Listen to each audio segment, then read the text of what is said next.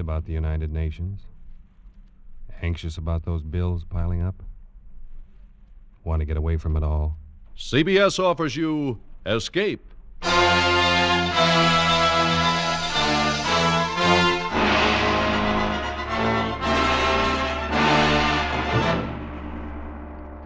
You are the victim of a native witch doctor, pursued from the west coast of Africa to the west end of London by the grinning face of a dead man. You are under the curse of a Porroh Man. The Columbia Broadcasting System and its affiliated stations present Escape, produced and directed by William N. Robeson and carefully plotted to free you from the four walls of today for a half hour of high adventure. Tonight, we escape to the dark lowlands of West Africa and the mind of a man who scoffed at native magic, as H.G. Wells paints it in his gripping story, Pollock and the Porroh Man.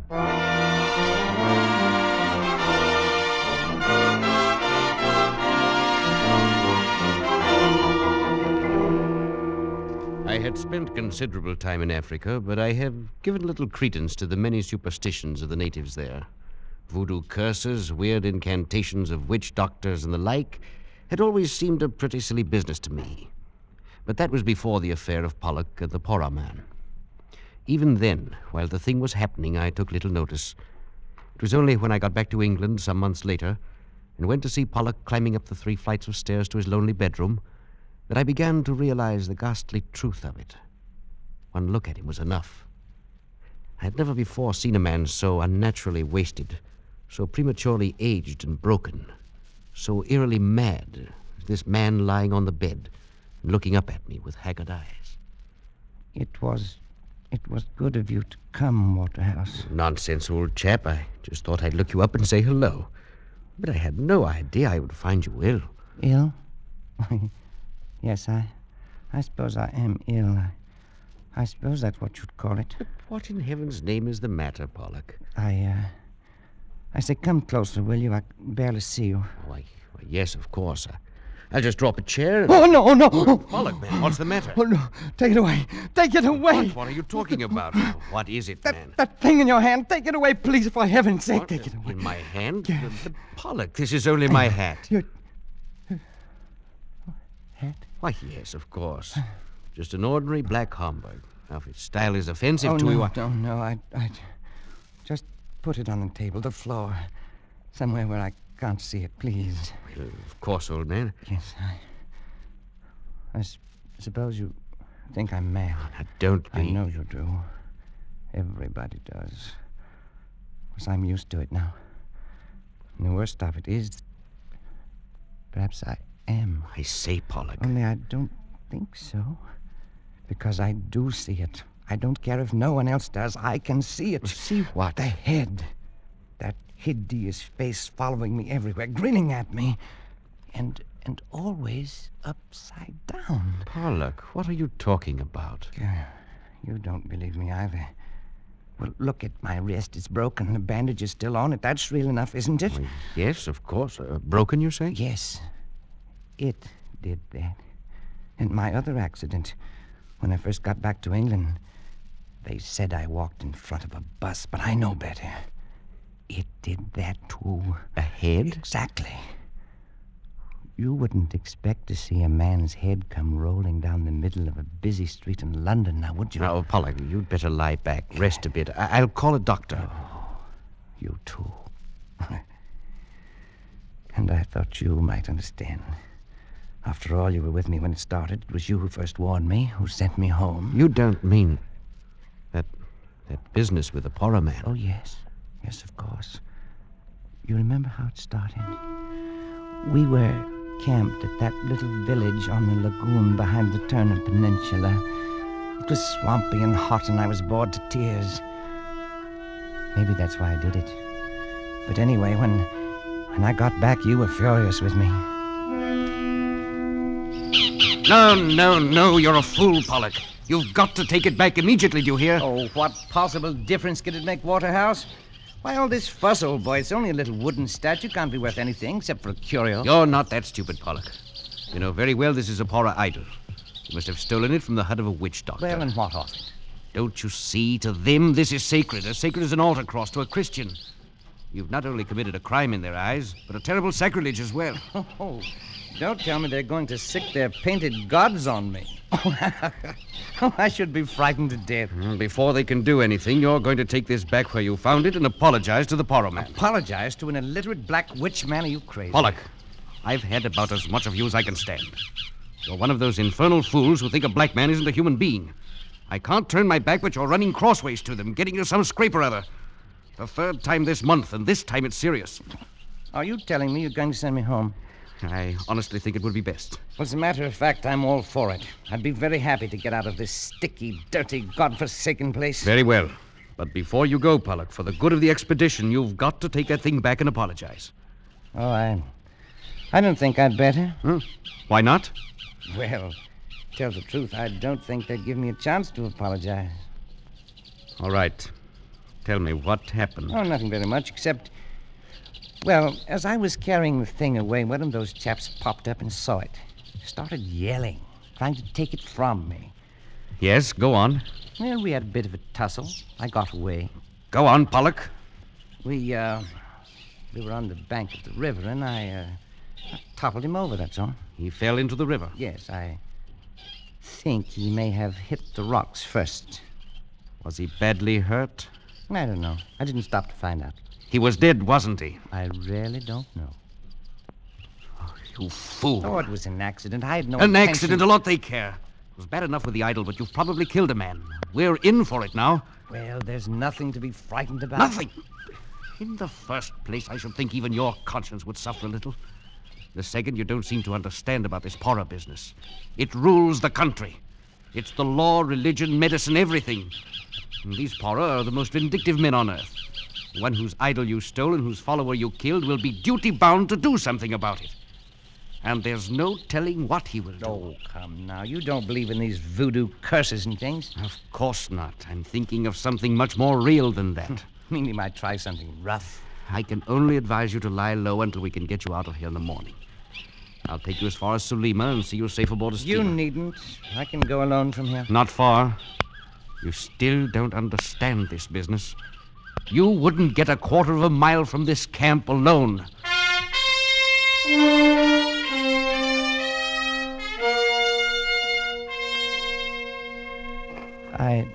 I still thought you were making a mountain out of a molehill, Waterhouse. But I must admit, I didn't sleep much that night. I lay there on the mat in my hut and listened to the sounds of the village. And then later to the noises of the night-wakening jungle. Sometime after midnight, I must have dozed off because I awoke with a start. For a moment, I was confused, but I sensed something wrong. And then, framed against the moonlight square of the door, I saw a hand upraised, and in it, a knife. Stop it! Stop or I'll shoot! Stop, you devil, you! Pollock, what is it? What happened? I missed the beggar, Waterhouse. I missed him. Who missed who? What happened? The Porroh Man. Waterhouse, he was in my hut. He had a knife. He tried to kill me. Now, wait a minute. Wait till I find a light. There. You're all right, man. Oh, I'm all right. I just saw it in time. I rolled aside and... Look. Eh? In my bed. The knife. Oh, that was a narrow one. Well, perhaps now you understand the seriousness of this. Waterhouse, I saw his face. He stopped just at the door for a second. He was crouched down and he looked back at me from under his arm. His face was etched clearly in the moonlight. It was upside down. I'll never forget it. I'll get you a drink. Listen, Waterhouse, listen. He glared back at me with his painted face upside down and streaked with those hideous scars they cut in their cheeks. See that in my dreams. Now, steady on, old man. Here you are. Drink this. Well, Waterhouse. The idol's gone. I've just noticed the idol's gone. He took it. It's gone. Yes. Well, then it's all over. He got what he wants. He won't bother me again, will he? I'm afraid there's more to it than that. But he's got the blasted idol back, and he won't try it again. Oh, will he? I've just noticed something too, Pollock. There's something here on the floor. One of your shots clipped off the tip of his little finger. It's too bad you aren't a better shot. Why? Why'd you say that? Because I'm afraid we haven't seen the last of this business yet.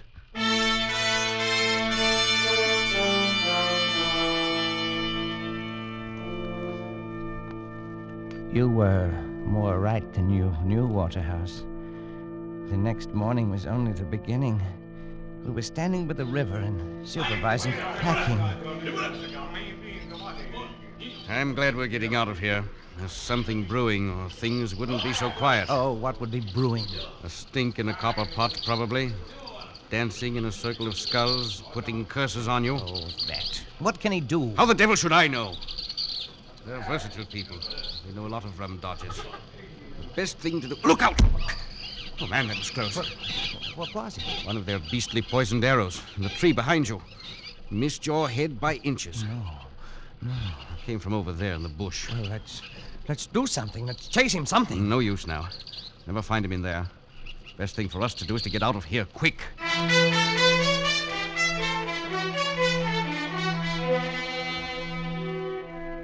Well, we got out all right.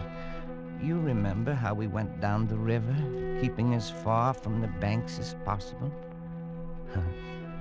You thought I was safe when you got me to Salima and said goodbye, didn't you, Waterhouse?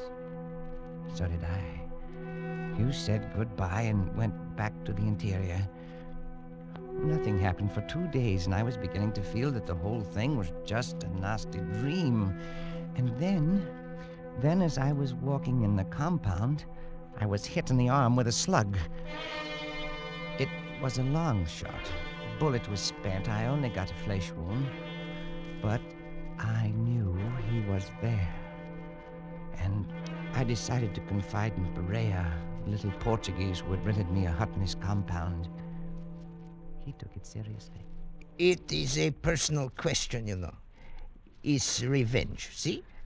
And he must hurry because you will leave the country. Yes, I'll be on the boat to Freetown in 3 more days. Then I'll be rid of him forever. Perhaps. Then there's this magic. Of course, I don't believe in it. Superstition.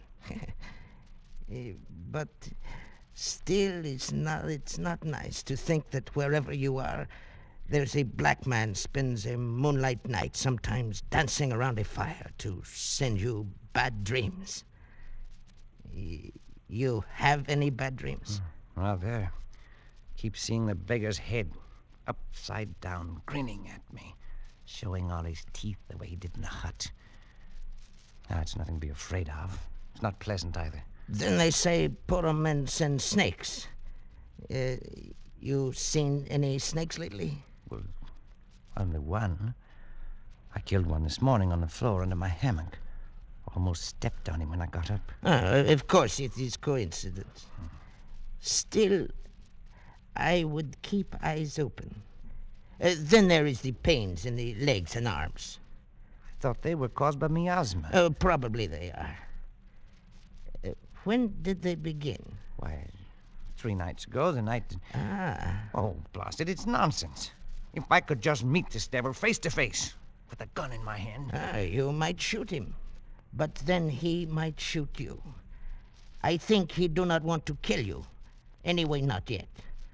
Their idea is scare and worry a man with their spells and narrow misses and pains and bad dreams and all that until he's sick of life. Of course, it's all talk, see? You must not worry about it. No, of course not. But... I wonder what he'll be up to next. Perhaps it is I who shall be up to something. What do you mean? Never mind. But I'm not one to just sit and take this.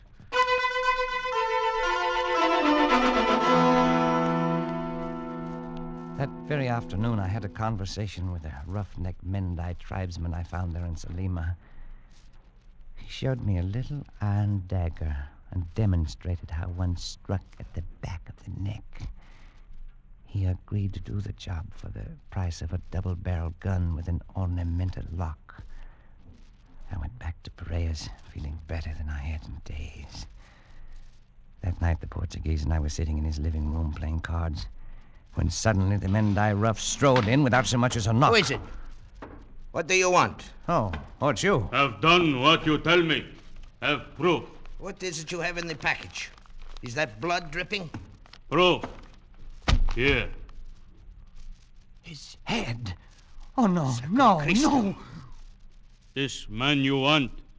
Now I get gone. You didn't have to bring this. I didn't ask for such proof. You mean, Senor Pollock, you got him killed? You did not kill him yourself? Why should I? But he will not be able to take it off now. What do you mean, take it off? Look at the cards. They are all spoiled with this blood. What do you mean, take what off? You must send me a new pack from Freetown. You can buy them there. Take what off? It is only a superstition, I forgot. The natives say if the witch, he was a witch, but it is all rubbish. Go on. Well, they say you must make the Porroh Man take the curse off or kill him yourself. It is very silly. Gun. No. Yes. I'll make it 2 guns if you'll take that beastly thing away. No. 1 gun. No. All right. Freya, that gun you have for sale, give it to him. I have the money right here. Yes. Over here. Now, take it and go. Thanks. It is funny how the head sits upside down. Just the way I saw him that night. Just the way I see him in my dreams. Like it was weighted that way. You will take him with you when you go. Maybe take him now. My cards are all spoiled. There is a man sells them in Freetown. You should have killed him yourself. Stop it!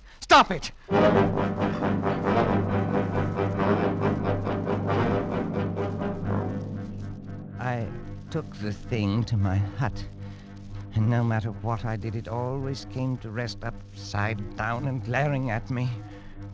I got a shovel. I buried it in the soft earth behind the hut.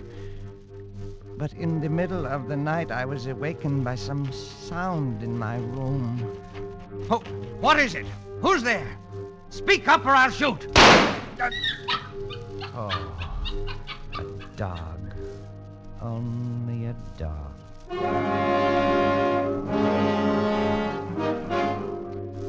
Yes, it's only a dog.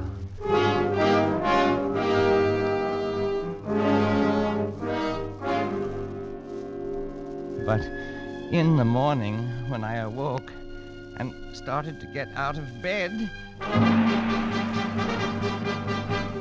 there it was, in the center of the floor, glaring at me upside down. It was uncanny until I remembered the dog. I found his paw prints in the dug-up earth outside, and I knew how it got there.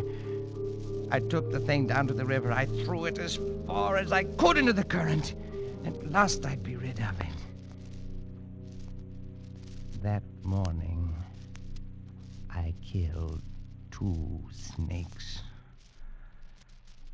But late in the afternoon, the little steamer arrived that would take me away from this insane land of the Porroh and Freetown and civilization. I had almost begun to feel gay as that boat carried me swiftly away from the shores of the Porroh land. At last I would be free, and soon I'd be back where Porroh and curses and nightmares would be forgotten.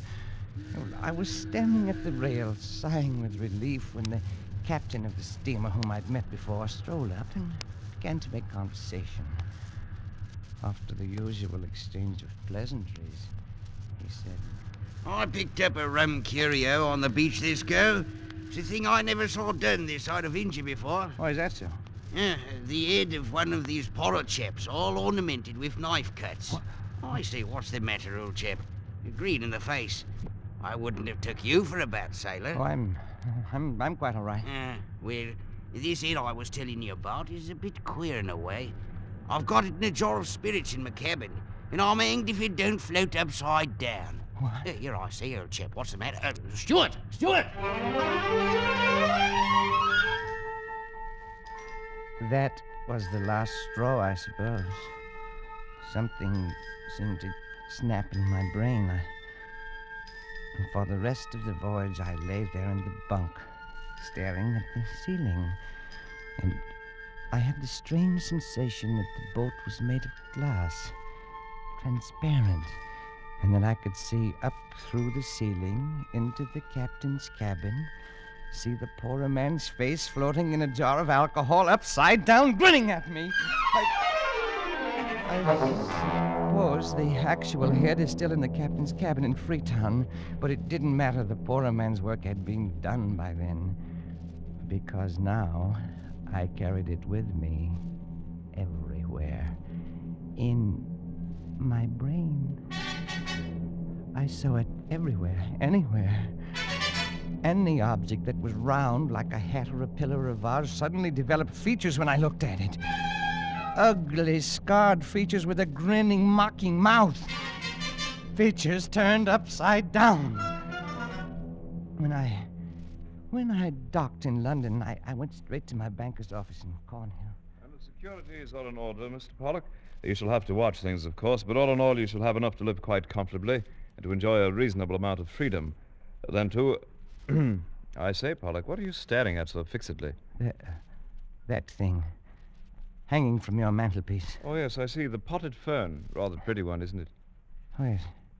Yes, very pretty. I must do something about it, though. It's always dripping water down on the fender of the fireplace. Makes it rusty. I was wondering about that. It looks red, almost like blood. Rust, you know. Yes. Oh, by the way, that reminds me. Can you recommend a physician for mental troubles? I've got a little, what do you call it? Hallucination. The Porroh Man grinned at me fiendishly, and I stared back at him. The banker watched me very curiously for a moment, and then he gave me the address of a doctor, and I left his office. That's when my accident happened. To a man who's been many months in the jungle of busy London streets, confusing enough. But when a head comes rolling down the middle of the street, and between your legs... No!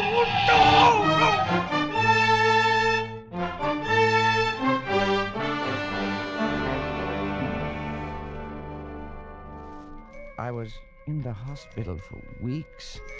The only permanent injury, however, was the loss of the tip of my little finger.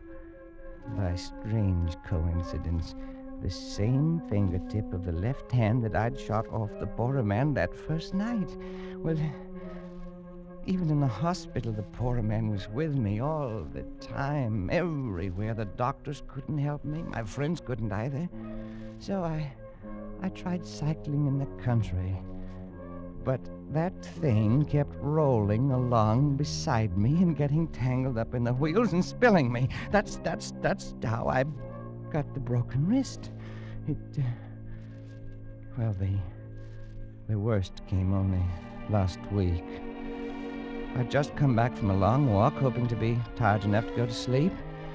And as usual, that bronze vase was over there in front of the big French window. And it... well, perhaps the Porroh Man enjoys the view of the street 3 floors below. But anyway, this night, I felt a little devil-may-care, so I turned round to it and I looked him in the eye and I said, "So, you're still here, are you, my ugly shadow?" Yes, Pollock, I'm still here. What did you say? I said I'm still here. And I always will be. No, not that too, not that, no.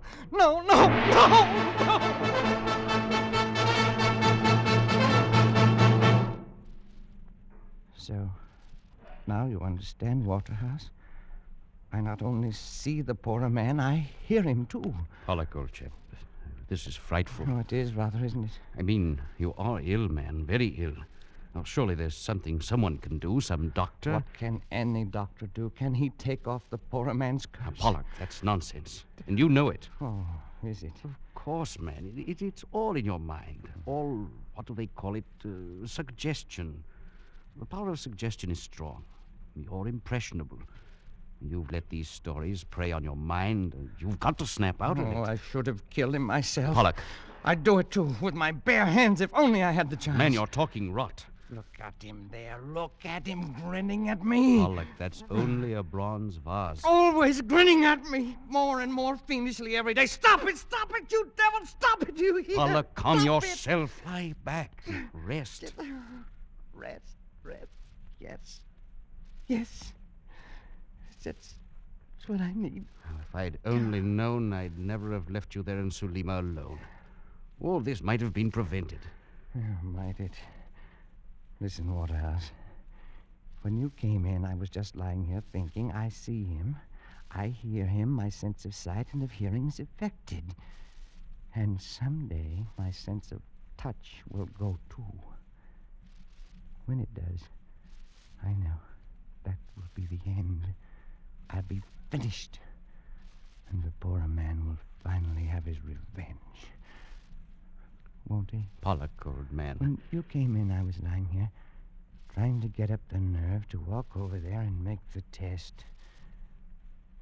And I'm going to do it. No, I won't let you. You can't stop me, Waterhouse. Don't you see? I've got to. I can't go on like this. I've got to know. Have it over with. No, Pollock. It's beyond anything you can do. Stand aside. But stand aside, please.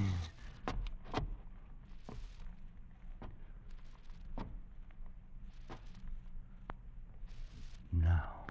Come back to bed, Pollock. That window is open. If you have a Never fever... mind. This is just an ordinary bronze vase. Isn't it, Waterhouse? Pollock, don't do it. I know it's only a bronze vase. I know that when I will feel only cold metal when I reach out and touch it. I know. Like this. Oh, no! Pollock, look out! That window! You're backing into that window! Pollock!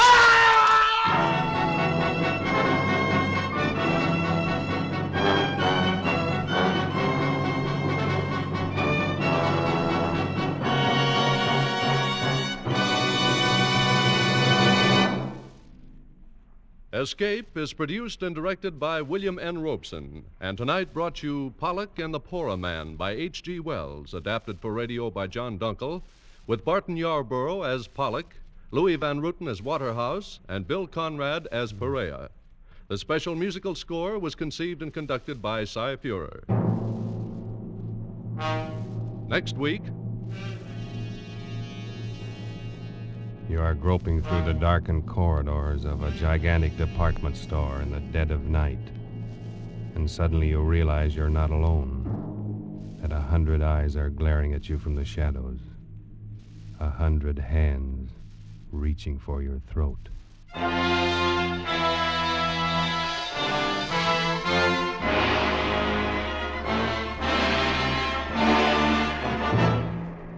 Next week, Escape with John Collier's eerie story, Evening Primrose.